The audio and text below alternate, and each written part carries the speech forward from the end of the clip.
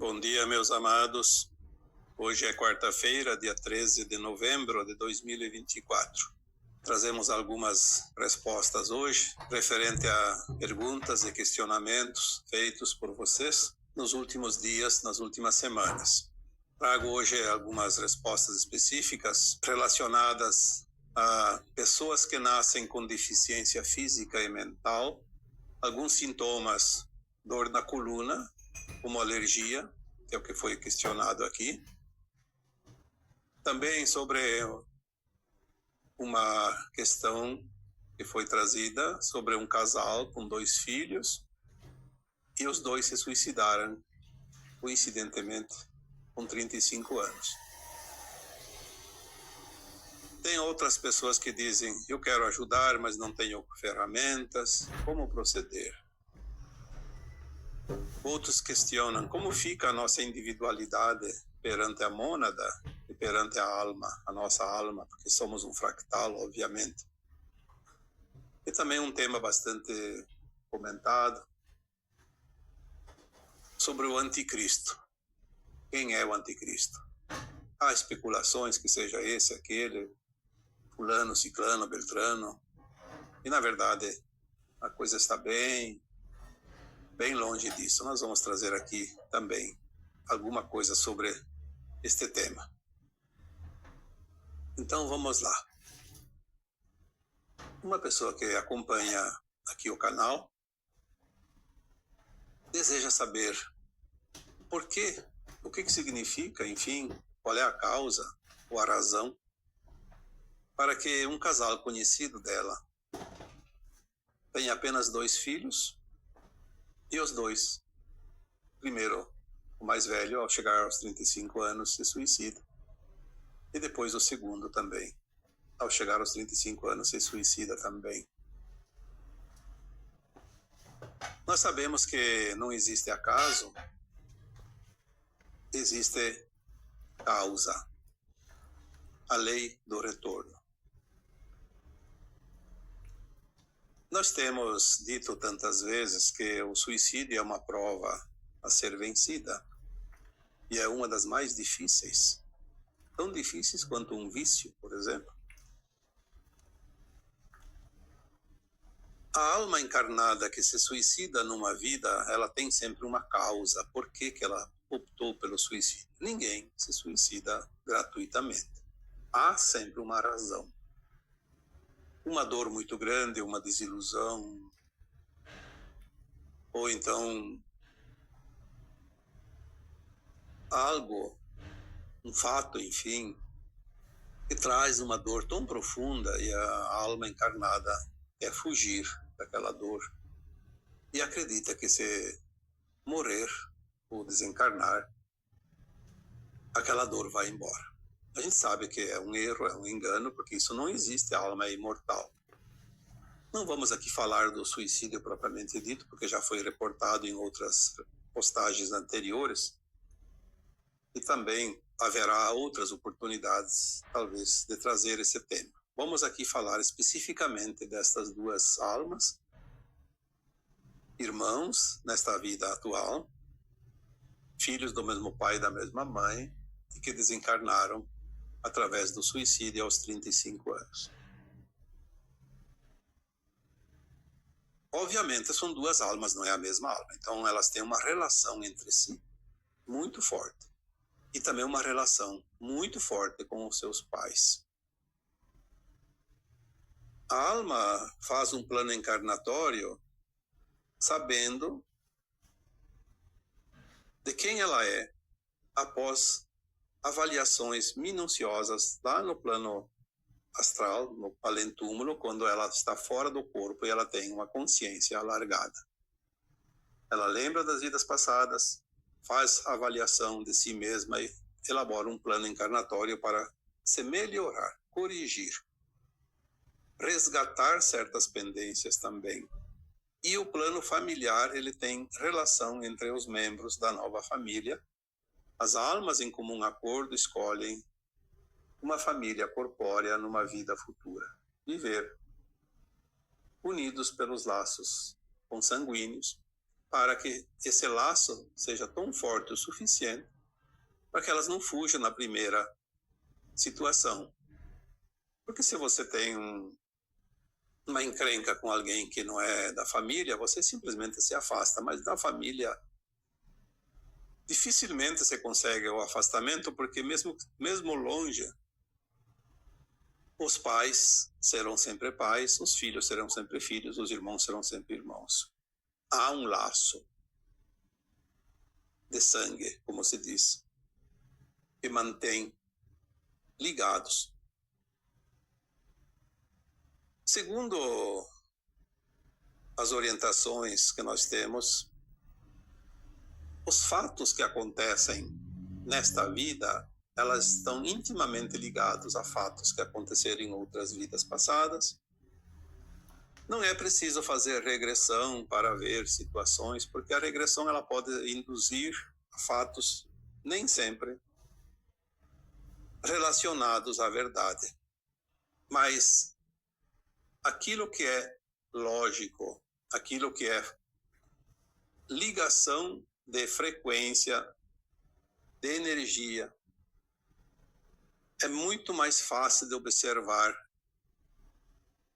pela vida atual aquilo que aconteceu em vidas anteriores. Quando nós trabalhamos com essas terapias reencarnacionistas, nós temos sempre a possibilidade de aventar possibilidades que são as causas dos fatos de hoje. As possibilidades das causas, geralmente de vidas passadas, porque se fosse desta, as pessoas teriam a lembrança. Vamos aqui para este caso. Os dois irmãos têm uma ligação muito forte de uma vida passada entre si e com os seus pais também. Porque os pais de hoje é o mesmo pai, a mesma mãe para os dois.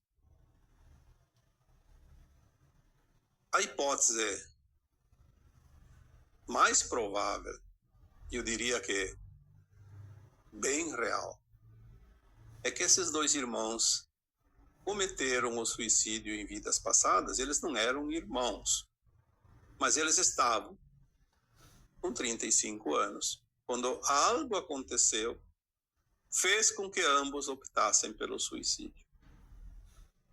Uma relação muito próxima, provavelmente ligada entre os dois, mas também uma ligação com aquelas almas que naquela época estavam encarnadas, não necessariamente como pai e mãe, obviamente, eu diria aqui quase que certeza que não eram seus pais, mas eram pessoas na época que algo que eles fizeram influenciou a decisão de ambos se suicidarem. Nesta vida, eles vêm numa família, num plano de alma elaborado em conjunto, entre os quatro, lá no plano astral. Revendo as suas vidas passadas, chegaram a um comum acordo de que precisavam resgatar essas pendências juntos. Então os dois filhos vieram como filhos dos seus algozes, dos seus causadores da sua desgraça da vida passada, os provocadores do suicídio deles. Eles aceitaram vir como pais. Nós somos a causa de uma situação que provocou o suicídio, agora vamos lá como pais e vamos acolhê-los como filhos e vamos amá-los, vamos respeitá-los, vamos ajudá-los a vencer a prova do suicídio. Este é o projeto dos pais. Os filhos vieram na condição de filhos, aceitando o amor incondicional. Em resposta ao perdão que eles deram aos seus algozes, nós vamos como filhos e vamos honrar nossos pais e juntos vamos trabalhar para vencer a prova difícil, porque a prova do suicídio é muito difícil de suportar. Geralmente o suicida repete várias vidas seguidas o mesmo ato. Então eles tinham todas as condições para vencer a prova. Primeiro eles vão passar pela circunstância onde vem situação, ou vem algumas situações iguais à vida passada. A mesma razão na mesma idade. Aos 35 anos ela vai passar por uma situação idêntica, seja uma desilusão, seja uma dor, seja um sofrimento, seja uma decepção tão grande, seja um desgosto, seja qualquer coisa que faça com que ela desista de viver. E é o que acontece, é a prova. Então cada um deles, aos 35 anos, como eram irmãos, veio em tempos diferentes, obviamente não eram gêmeos. Cada um, ao chegar aos 35, teve a prova, uma situação condizente. E, infelizmente, para essas duas almas, elas não venceram a prova. E os pais, que foram os causadores do suicídio na outra vida passada, nesta vida sofrem a dor da perda, primeiro de um filho e depois por outro filho, exatamente na mesma condição provocada lá naquela vida passada. São as leis do retorno que nos proporcionam sempre a oportunidade de superar ou de sucumbir às provas, às expiações, aos resgates pendentes de cada um. Mais ou menos assim, para resumir, porque eu não posso me estender demais, que já tem outros assuntos aqui também, sobre essa resposta, esta situação trazida aqui desses dois irmãos.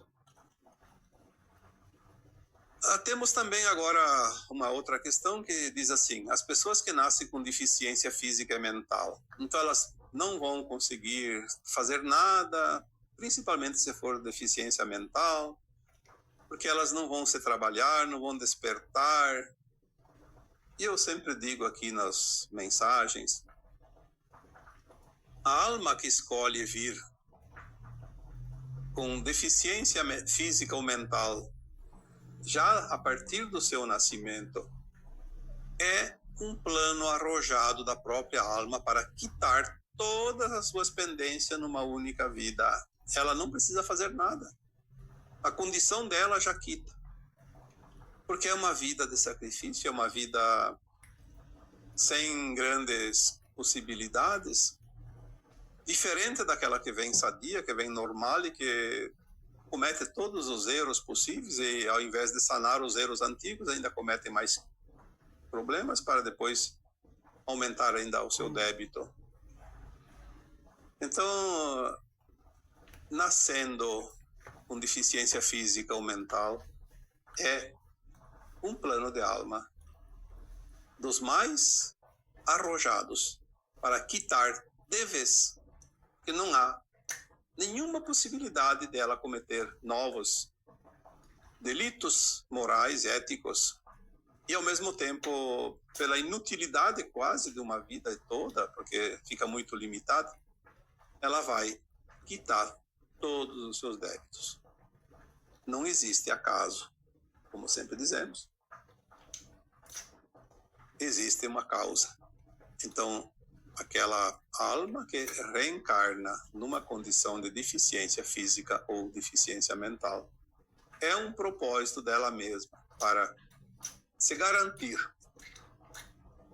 Eu diria que esse tipo de pessoas que estão encarnadas, elas já estão garantidas na nova Terra. Não há nenhum risco aonde ela poderia ainda incorrer num erro tão grande.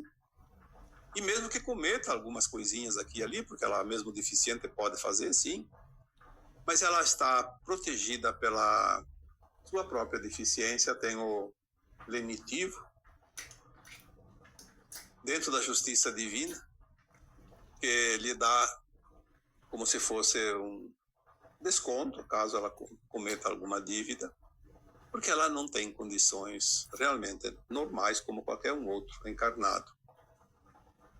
Então nós temos aqui também uma resposta para essas pessoas. E ao mesmo tempo, os seus familiares, como no caso dos dois filhos que se suicidaram aos 35 anos, aqui também os familiares dessas almas encarnadas com deficiência física ou mental têm participação na causa que elas cometeram lá atrás e que justificou agora esse resgate doloroso. Porque os familiares também sofrem. Ninguém paga uma dor se não tem dívida. Então, os familiares quitam as suas dívidas também através desta circunstância. Por isso que é sempre dito que o plano de alma é tão perfeito que ele não permite nenhum engano, nem para as pessoas que vivem próximas dela. Um pai e uma mãe jamais terá um filho com deficiência física, mental ou qualquer outro problema que seja, se ele não tem que passar pela prova também, pelo resgate. Porque nenhuma dor vem de graça.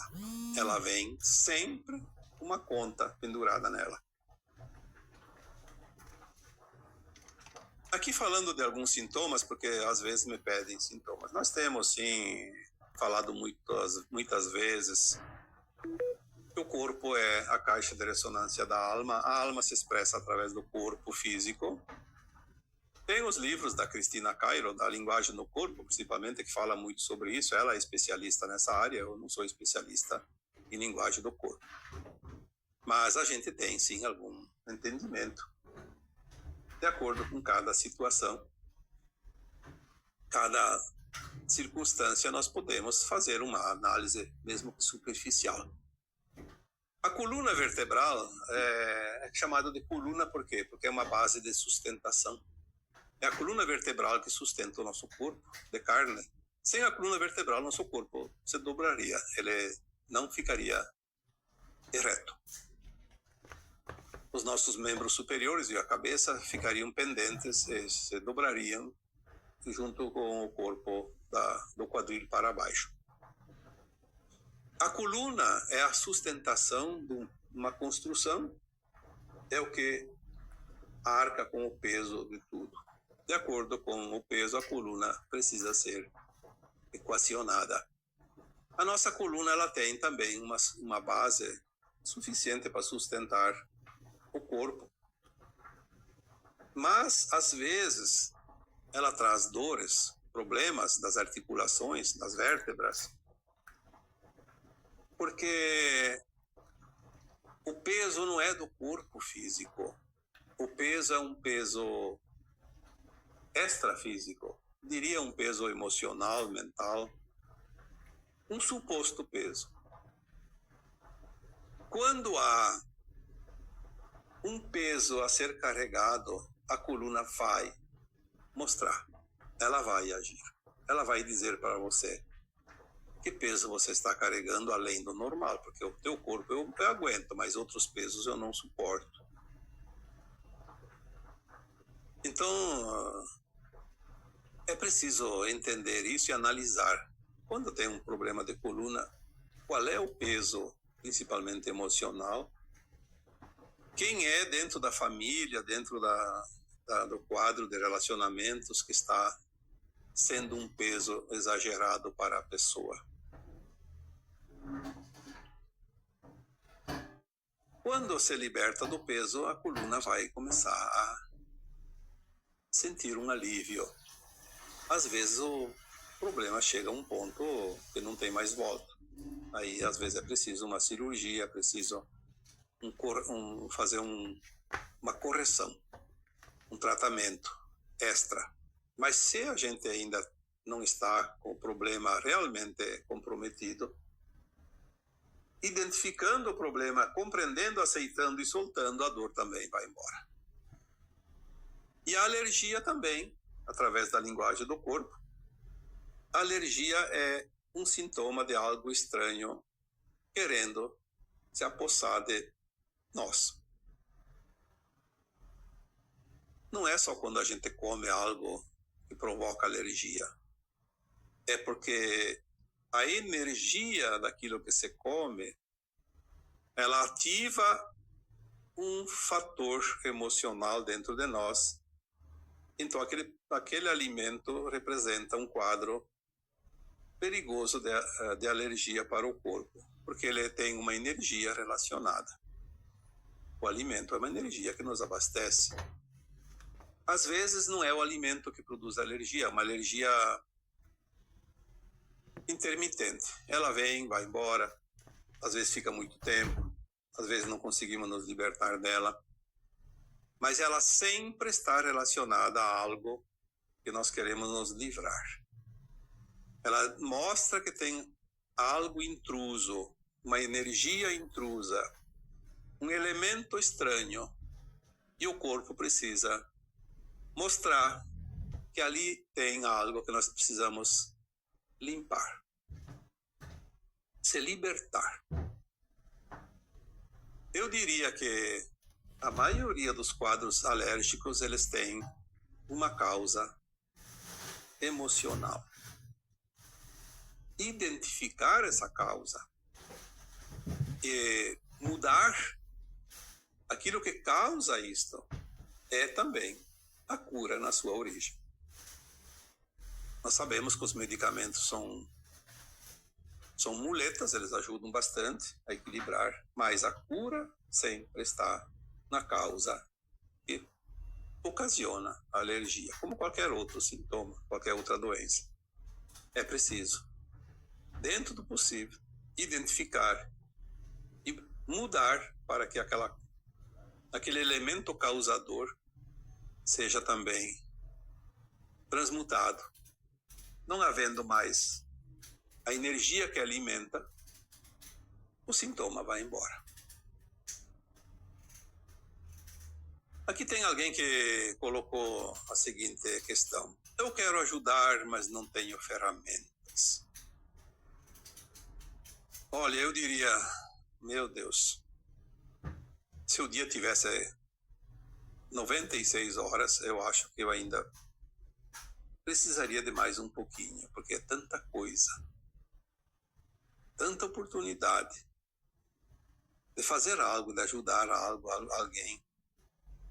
Eu não consigo imaginar que alguém queira ser útil e não tem ferramentas, não tem oportunidades.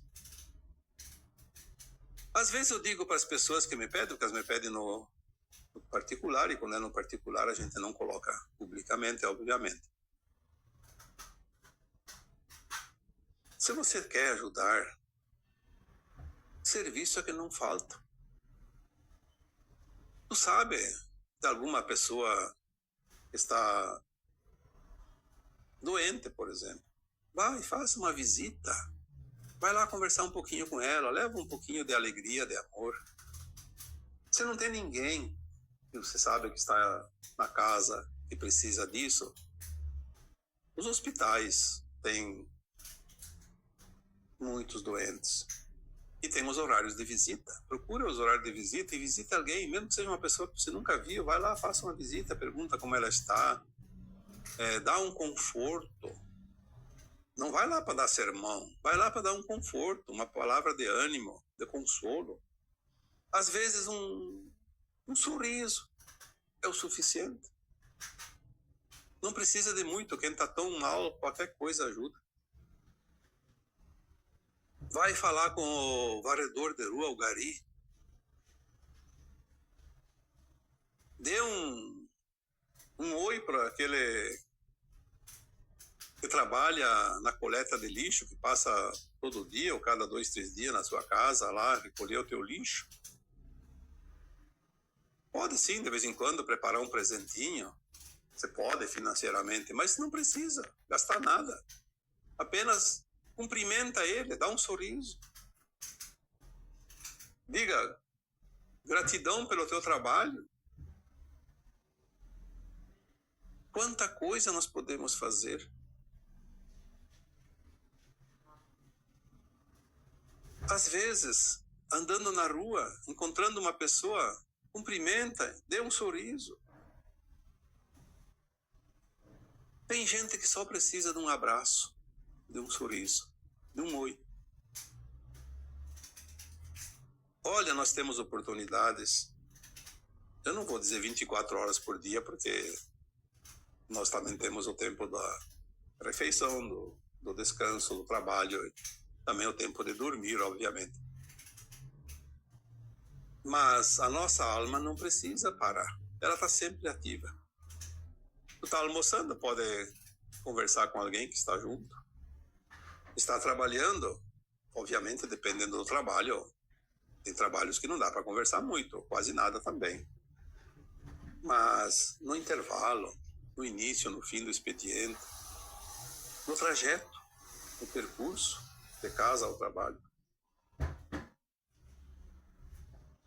Às vezes, o vizinho, cumprimenta o vizinho, pergunta, tudo certo, tudo bem?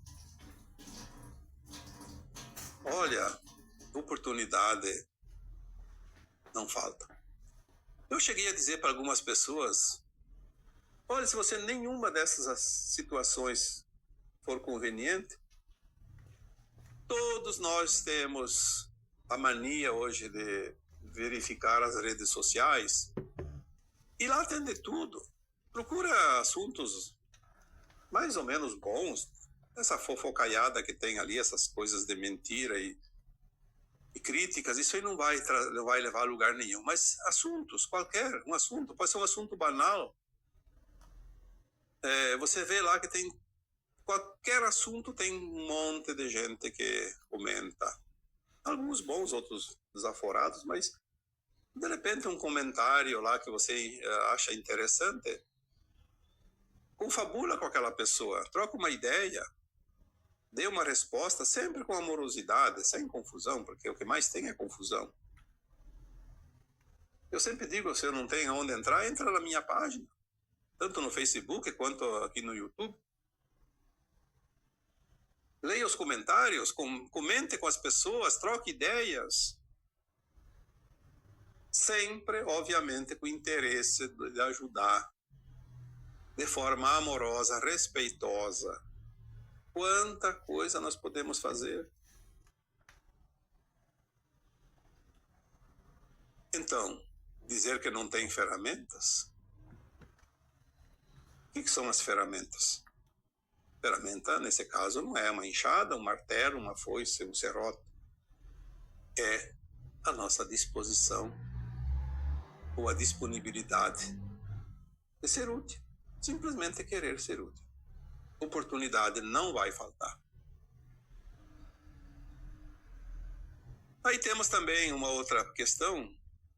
Como fica a nossa individualidade perante a mônada e a alma? Bom, nós já falamos aqui que nós precisamos entender quem nós somos.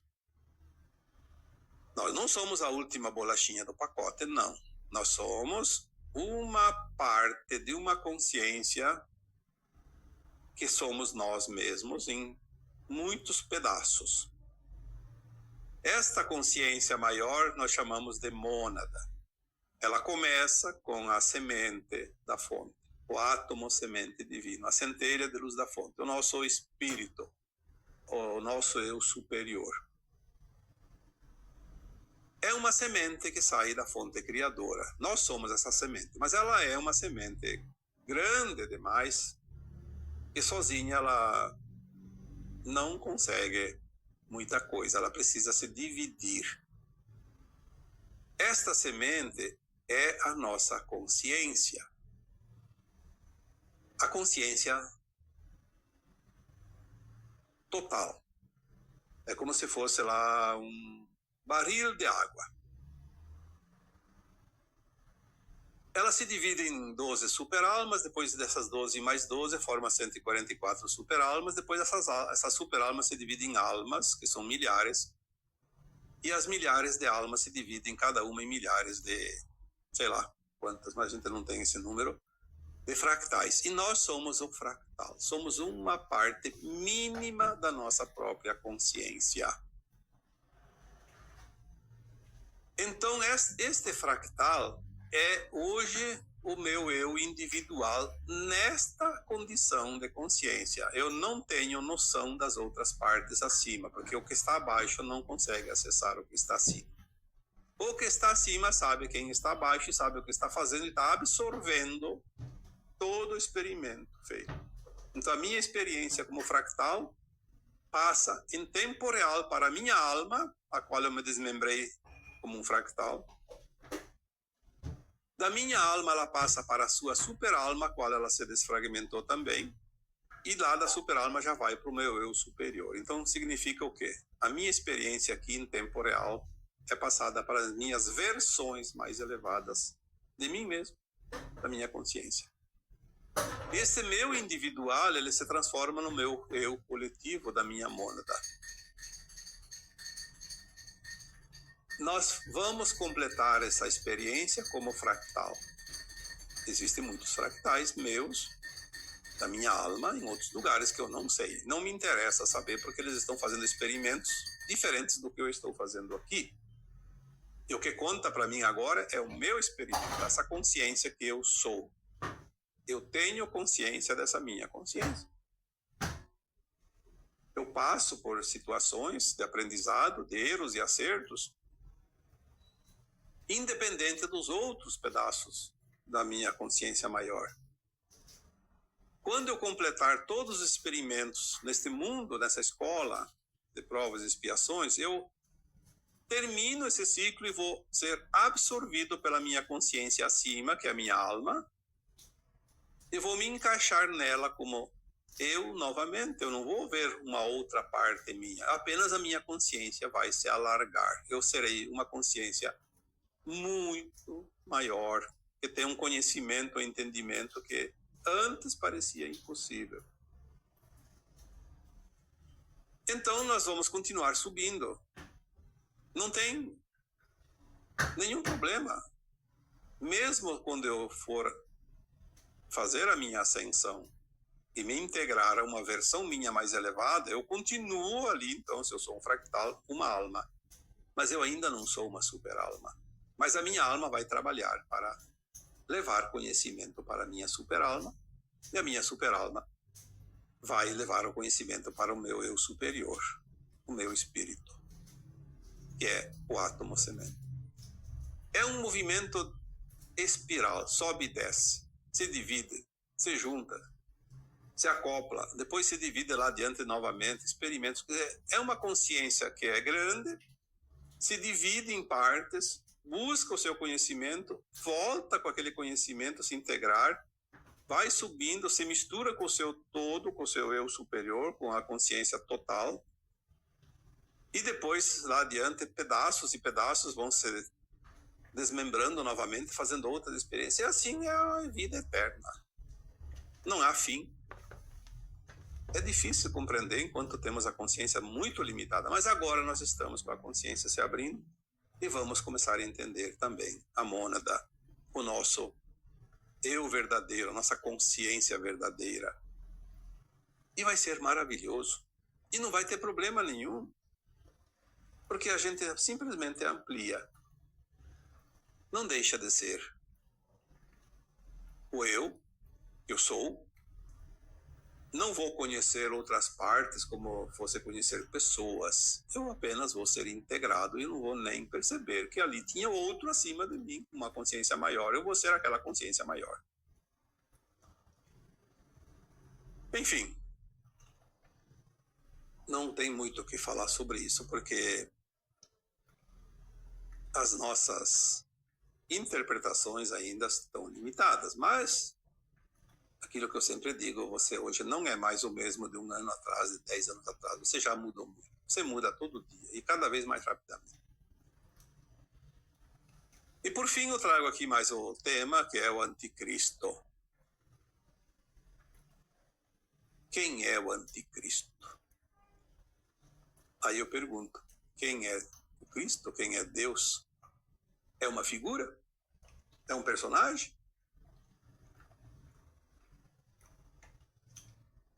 Tudo é consciência.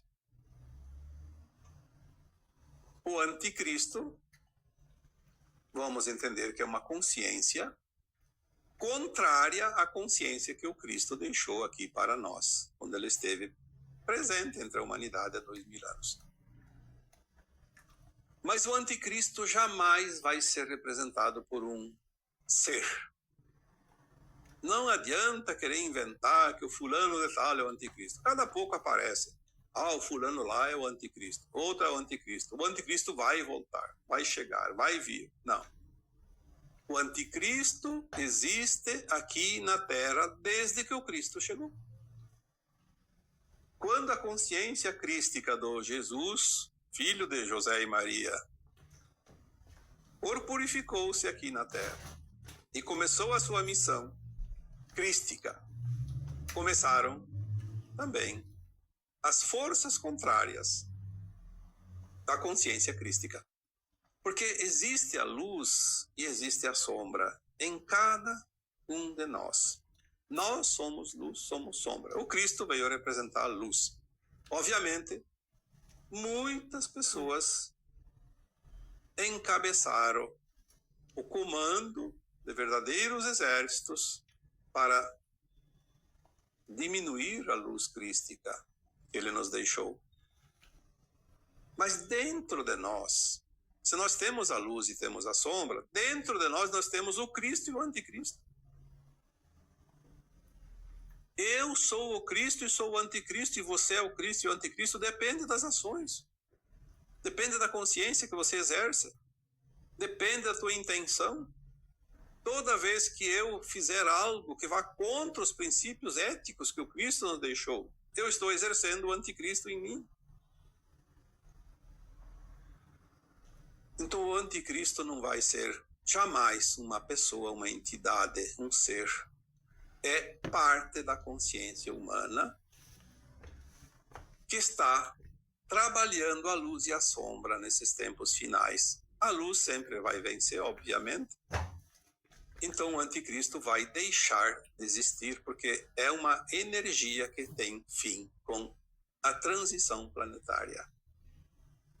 No momento que a Terra deixa de ser um mundo de provas e expiações e passa para o mundo de regeneração, não haverá mais a sombra que nós chamamos de anticristo. Porque todas as almas que fizerem ascensão e forem para a nova Terra, para esse mundo de regeneração, não terão mais nenhuma energia contrária à energia crística.